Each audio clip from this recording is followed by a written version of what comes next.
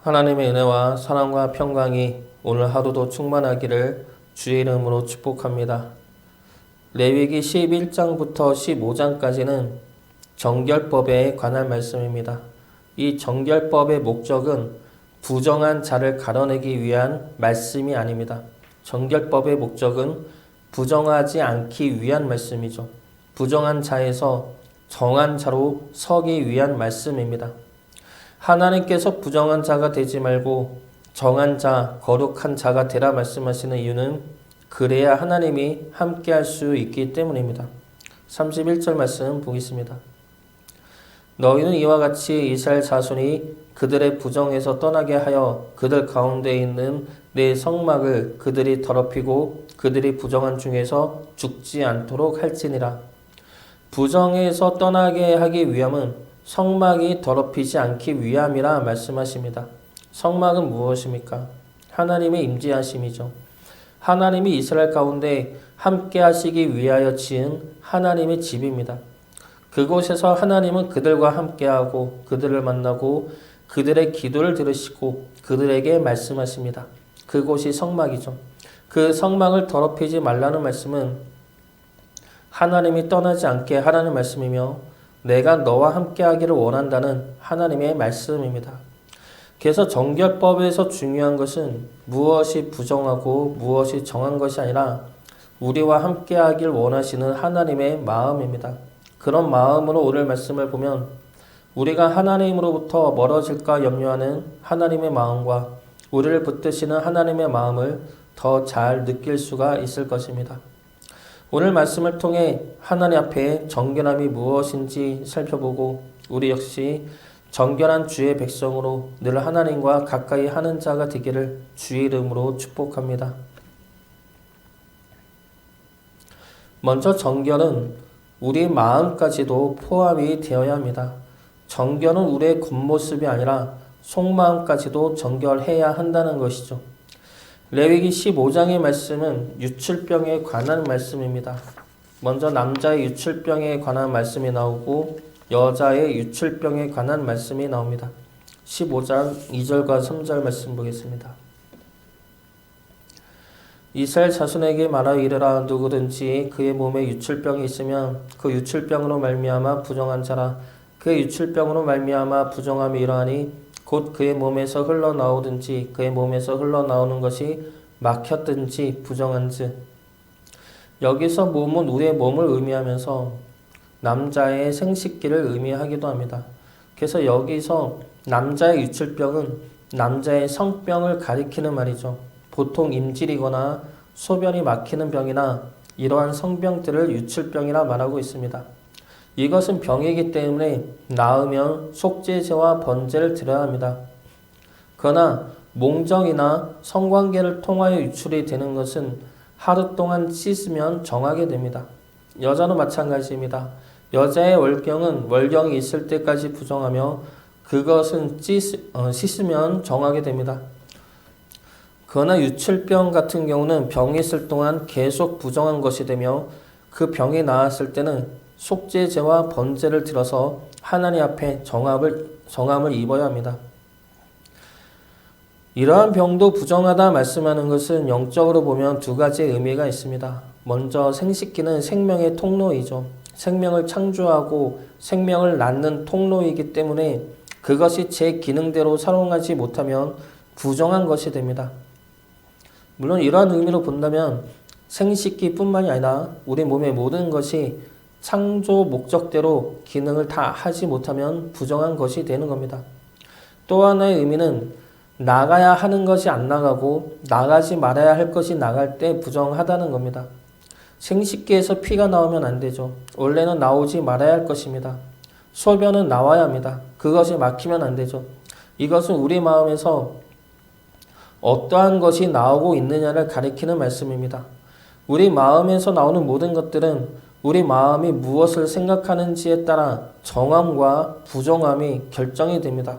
그러므로 우리가 살인을 하지 않아도 미워하는 마음이 있다면 그 마음 자체로 부정하다는 겁니다. 마태복음 15장 18절부터 20절까지 말씀입니다. 입에서 나오는 것들은 마음에서 나오나니 이것이라 말로 사람을 더럽게 하느니라.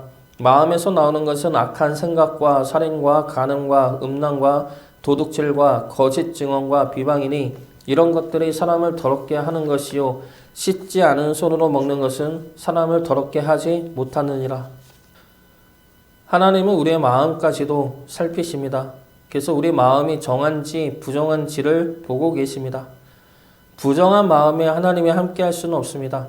우리의 마음이 부정하다면 부정한 우리의 마음을 씻어내야 할 것입니다.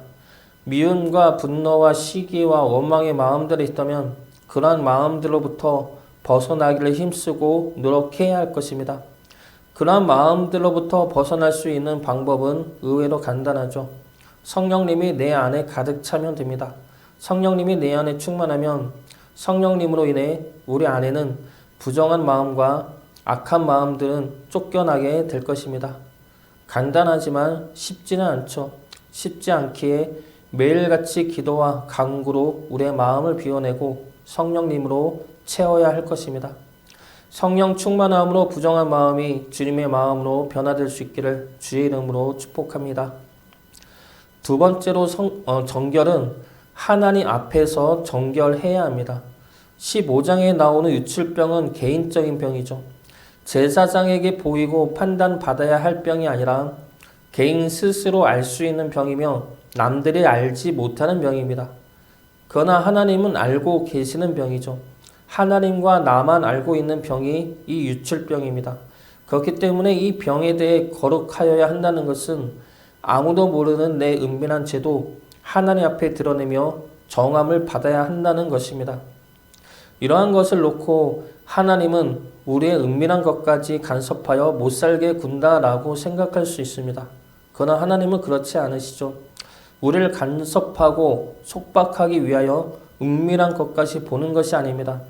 하나님은 우리의 작은 것까지도 소중히 여기시며 함께 하시며 우리의 세세한 것까지 관심을 가지고 주의 깊게 살펴보고 계십니다. 하나님은 우리의 작은 소리에도 신음소리에도 반응하시고 주의 깊게 들으시며 놓치지 않으시는 분입니다. 그렇기 때문에 하나님은 우리의 작은 것들까지도 정함을 요구하시는 것입니다. 그래야 우리의 작은 것들 속에서도 하나님이 함께 할 수 있기 때문이죠. 세상 사람 모두가 몰라도 하나님은 이미 우리의 죄악들을 아십니다. 이미 아시는 하나님한테 우리가 숨길 필요가 무엇이 있겠습니까? 이미 아시고 용서하기를 원하시고 이미 사랑하고 계시는 하나님한테 우리가 감추고 숨길 이유는 없을 것입니다. 우리의 모든 걸 아시고 우리의 모든 순간에도 함께 하시길 원하시는 하나님 앞에 있는 모습 그대로 나아가며 주의 정결함을 입을 수 있기를 주의 이름으로 축복합니다. 마지막 세 번째로 정결은 예수님으로 인해 이루어질 수가 있습니다. 레위기 11장부터 15장까지는 정결법에 관한 말씀이라 하였습니다. 이 정결법은 먹는 음식, 출산, 우리의 몸, 의복, 집, 성생활에 관하여 요구하시는 말씀입니다. 이렇게 다양한 곳에서 정결을 요구한다는 것은 우리의 삶 전체가 하나님 앞에 거룩해져야 한다는 말씀이며 우리 삶 전체에 하나님이 함께하기를 원하신다는 말씀입니다. 그런데 이러한 정결법에서 무엇이 부정하고 무엇이 정한지에 대해서 말씀하시지만 치유법에 대해서는 말씀하지 않으십니다. 오늘 말씀도 유출병에 대해서 말씀하시지만 유출병에서 치유되는 방법은 나와 있지 않습니다. 레위기 13장과 14장에 나오는 나병 환자에 관한 말씀도 마찬가지이죠. 나병 환자인지 아닌지 판단하는 방법은 나와 있지만 나병에서 어떻게 치유가 되는지에 관한 말씀은 나와 있지 않습니다. 왜 그렇습니까? 치유는 예수 그리스도에 의해서만 가능하기 때문입니다. 정결법은 하나님 앞에서 정함을 입고 하나님과 함께하기 위한 말씀입니다. 거룩한 하나님과 함께할 수 있도록 우리가 거룩해지는 것에 관한 말씀이죠.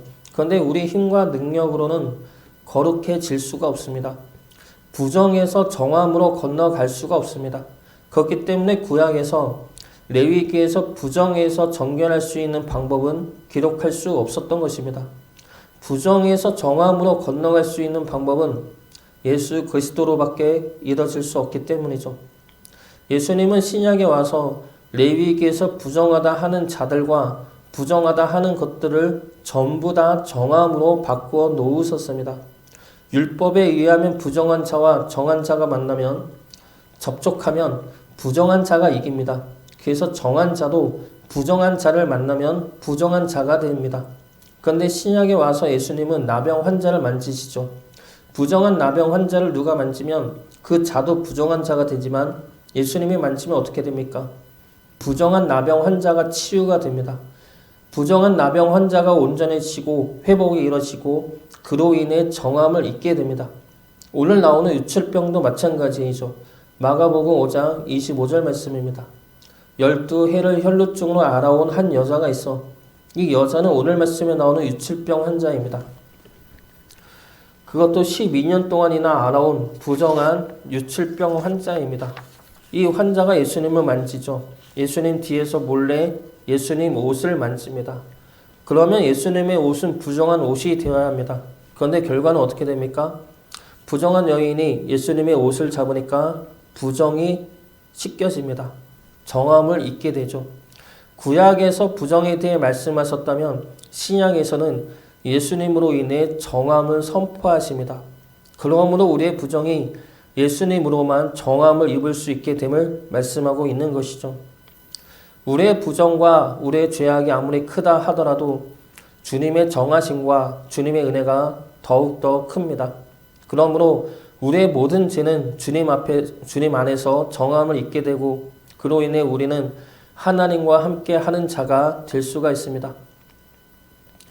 우리의 죄를 주님 앞에 내려놓으시기 바랍니다. 날마다 주님 앞에 우리의 죄를 회개하심으로 하나님과 더욱더 가까이 하는 자가 되어 하나님의 역사하심과 일하심이 우리 삶에 충만하기를 주의 이름으로 축복합니다.